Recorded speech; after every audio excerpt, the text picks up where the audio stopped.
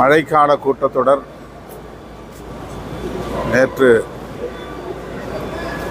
August 21ஆம் தேதியோடு நிறைவடைந்தது.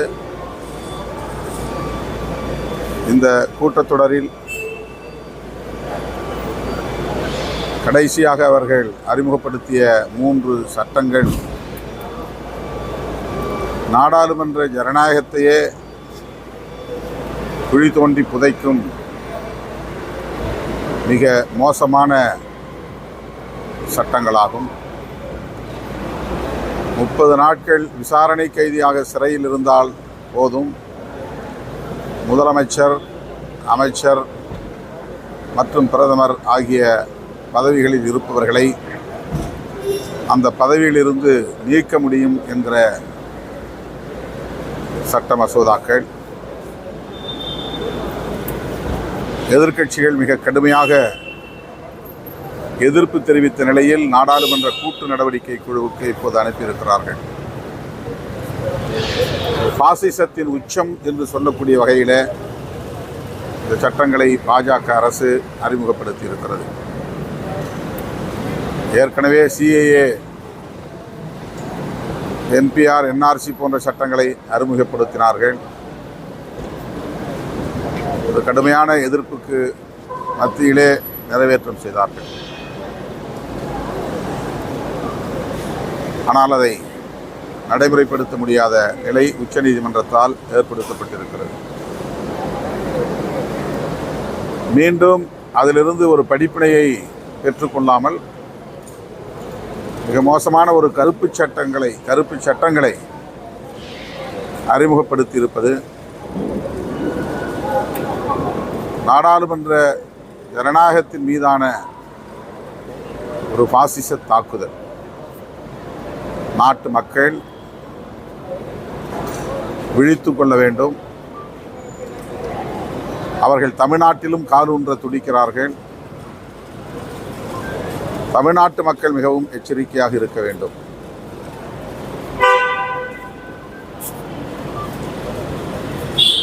பீகாரிலே வாக்காளர்கள் 65 லட்சம் பேர் பட்டியலில் இருந்து நீக்கம் செய்யப்பட்ட ஒரு நிலை அம்பலமாகியிருக்கிறது. ராகுல் காந்தி அவர்கள் அதை ஆதாரங்களோடு அம்பலப்படுத்தி இருக்கிறார்.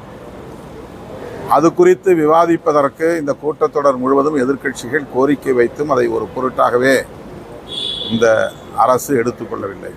கடைசி வரையில் அது குறித்து விவாதிப்பதற்கு அவர்கள் முன்வரவில்லை. கடும் எதிர்ப்புகளுக்கு இடையில் சில சட்ட மசோதாக்களை அவர்கள் சட்டங்களாக்கி இருக்கிறார்கள். இந்த மழைக்கால கூட்டத்தொடர் மக்கள் விரோத சட்டங்களை அறிமுகப்படுத்துவதற்கான ஒரு கூட்டத்தொடராகவே முடிந்திருக்கிறது.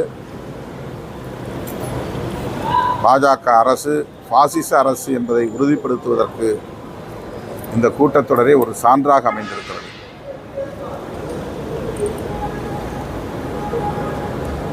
அமித்ஷா அவர்கள் தமிழ்நாட்டில் அடிக்கடி வருகை தருகிறார்.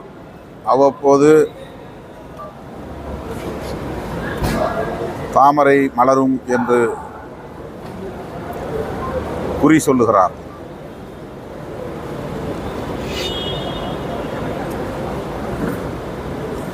திமுக தலைமையிலான மதசார்பற்ற முற்போக்கு கூட்டணியை வீழ்த்துவதே எங்கள் முதல் வேலை என்று சவடால் பேசுகிறார். புதிதாக தோன்றுகிற கட்சிகளாக இருந்தாலும் பழைய கட்சிகள் பாஜக போன்ற கட்சிகளாக இருந்தாலும் அவர்கள் மதசார்பற்ற முற்போக்கு கூட்டணியை வீழ்த்த வேண்டும் என்பதிலேயே குறியாக இருக்கிறார்கள். தமிழ்நாட்டு மண்ணில் அவர்களின் சதி முயற்சி வெற்றி பெறாது என்பதை உரிய நேரத்தில் மக்கள் உணர்த்துவார்கள். தமிழக அரசியல் தாவேகாவுக்கும் திமுகவுக்கும் நேரடி போட்டு, அதே போல நேற்றைய அந்த மாநாட்டில் பாஜகவையும் திமுகவையும் கடுமையான விமர்சனம் இஸ்லாம், அதாவது மக்களுக்கு நல்லது செய்யறது இஸ்லாமியர்கள் ஒதுக்குறதுக்காக ஒரு அரசுமா அது பாஜகவும் தான். அதே மாதிரி தமிழகத்தில் வந்து பார்த்தீங்கன்னா பாஜக அரசு தான். அதே மாதிரி தமிழகத்திலும் திமுக அரசு வந்து பாஜகவோட சண்டை கூட்டணி வைத்திருக்கிறதுக்கும் கேட்டிருக்காங்க.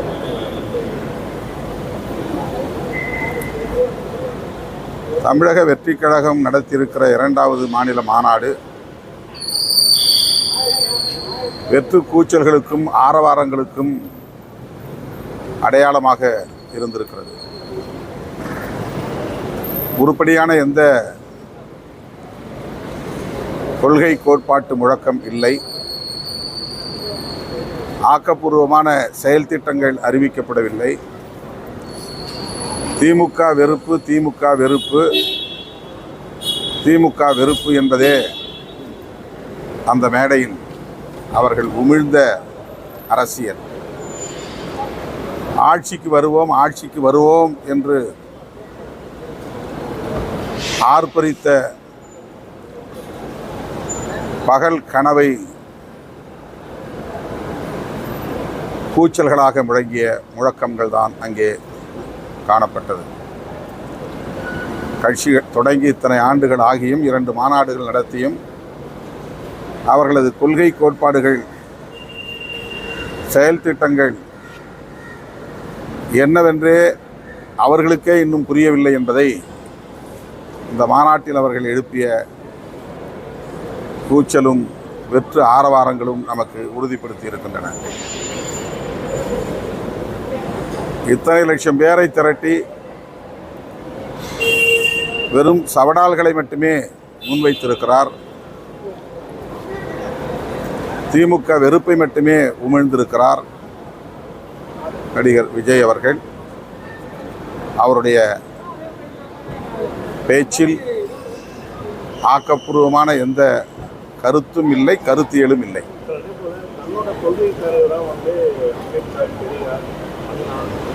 வெறும் அடையாளங்களாக இருக்கின்றன. அம்பேத்கருடைய கொள்கை என்ன என்பதை பற்றி ஒருவராவது அந்த மேடையில் பேசினார்களா? பெரியாரின் கொள்கை என்ன என்பதை பற்றி அவர்களின் பேச்சில் ஏதாவது வெளிப்பட்டதா? பேசியவர்கள் அத்தனை பேருமே சவடால் அடித்தார்களே தவிர ஆட்சியை கைப்பற்றுவோம் என்கிற வேட்கையை வெளிப்படுத்தினார்களே தவிர திமுகவுக்கு எதிரான வெறுப்பை உமிழ்ந்தார்களே தவிர அவர்கள் உயர்த்தி பிடிக்கிற கொள்கை ஆசான்களின் கருத்தியல்கள் எதையும் பேசவில்லை.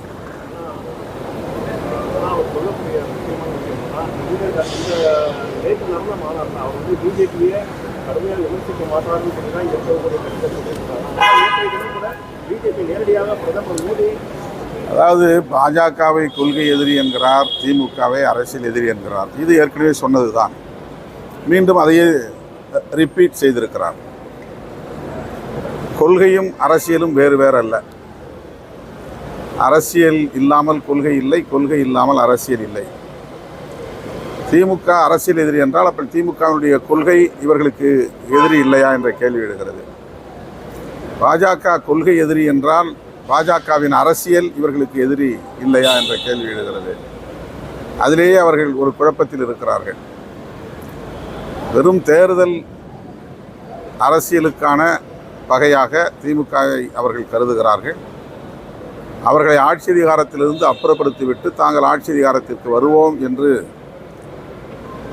விரும்புகிறார்கள். இந்த விருப்பத்தை வெளிப்படுத்துவதற்கு பல லட்சம் பேரை திரட்டி பேசியிருக்கிறார்கள், அவ்வளவுதான்.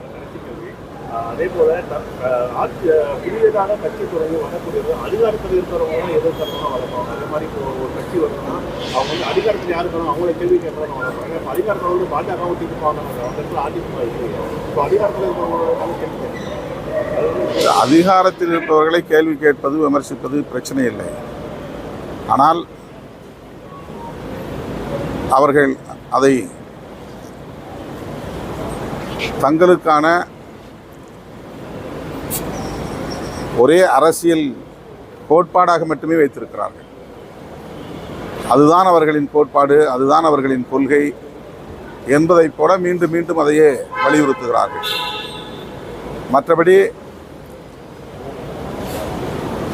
அவர்கள் கொள்கை சார்ந்த அல்லது கோட்பாடு சார்ந்த தீர்மானங்கள் எதையும் முன்வைக்கவில்லை. இப்போது இந்தியா முழுவதும் பற்றி எரியும் பிரச்சனை எஸ்ஐஆரை பற்றி என்ன நிலைப்பாடு, ஏன் அது குறித்து எந்த தீர்மானத்தையும் அவர்கள் நிறைவேற்றவில்லை அல்லது அதை பற்றி பேசவில்லை. இந்தியா முழுவதும் மட்டுமல்ல, உலகம் முழுவதுமே இது பற்றிய ஒரு உரையாடல் இன்றைக்கு தொடங்கி இருக்கிறது. ஜனநாயகத்தின் மீது நம்பிக்கை உள்ளவர்கள் அத்தனை பேருமே இந்த வாக்கு திருட்டு குறித்து கருத்துக்களை பகிர்ந்து வருகிறார்கள். ஆனால் வாக்கு திருட்டு பற்றி தேர்தல் ஆணையமே பாஜக அரசுக்கு துணை போகக்கூடிய மிக மோசமான இந்த குற்றச் செயல் குறித்து தமிழக வெற்றி கழகத்தின் நிலைப்பாடு என்ன? அவர்கள் என்ன சொல்ல விரும்புகிறார்கள்? எதுவும் சொல்லவில்லை. அதை விட வேறு என்ன பெரிய பிரச்சனை இன்றைக்கு பேச வேண்டிய பிரச்சனை இருக்கிறது? பேசவில்லை. அதே போல் இன்றைக்கு அவர்கள் கொண்டு வந்திருக்கிற இந்த 3 சட்டங்கள் கொடிய சட்டங்கள், ஜனநாயகத்தை சிதைக்கும் சட்டங்கள், அரசமைப்பு சட்டத்தை சிதைக்கும் சட்டங்கள். இந்த சட்டங்கள் குறித்து தமிழக வெற்றி கழகத்தின் நிலைப்பாடு என்ன? ஏன் கருத்து எதுவும் சொல்லவில்லை? ஆணவ கொலைகளுக்கான தடுப்புச் சட்டம் வேண்டும் என்று சொல்லுகிறோம். தென் மாவட்டங்களில் ஆணவ கொலைகள் அதிகரித்திருக்கின்றன. அந்த மண்ணில் நின்று கொண்டு ஆணவ கொலைகள் கூடாது என்று சொல்ல என்ன தயக்கம்? ஆணவ கொலைகள் குறித்து கருத்து ஏதும் சொல்லவில்லை. ஏனென்றால் கருத்தியல் சார்ந்து இன்னும் அவர்கள் விவாதிப்பதற்கு தயாராக இல்லை. ஆட்சி அதிகாரத்தில் இருப்பவர்களை விமர்சிக்கக்கூடாது என்று நாம் சொல்லவில்லை.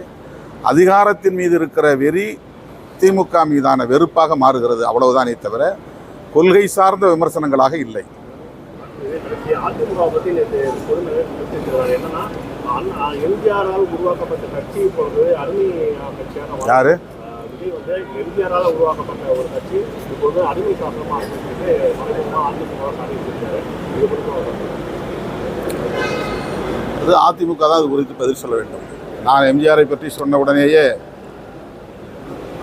என்று எகிரி குதித்தவர்கள் இப்போது வாய்மூடி கொண்டிருக்கிறார்கள். எம்ஜிஆர், அண்ணா, பெரியாரை பற்றி மிகவும் கொச்சையாக பேசுகிற பாஜகவினரை பற்றி ஒரு வார்த்தை கூட இவர்கள் கண்டிக்கவில்லை. தற்குறி எடப்பாடி பழனிசாமி என்று பேசியவர் அண்ணாமலை. அப்போதெல்லாம் அவர்கள் வாய் மூடிக்கொண்டு எங்கேயோ மௌனித்து கிடந்தார்கள், வாய் திறந்து பேசவில்லை. சமூகத்தில் இருக்கிற விமர்சனங்கள் இப்படி இருக்கின்றன என்று யாரோ சொன்ன விமர்சனத்தை நான் மேற்கோள் காட்டி, இப்படி விமர்சனங்கள் இருந்தாலும் என்று மேற்கோள் காட்டி பேசினேன். உடனே பாய்ந்து பிராண்டினார்கள். இப்போது விஜய் சொன்னதற்கு அவர்கள் என்ன பதில் சொல்வார்கள் என்று நீங்கள் கேட்டு சொல்லுங்கள். 2வது மாநாட்டிலேயும் ஆயிரக்கணக்கான சேர் உடைக்கப்பட்டிருக்கு. அவரால் ஒழுங்காக வழிபட முடியும்னு நினைக்கிறீங்க?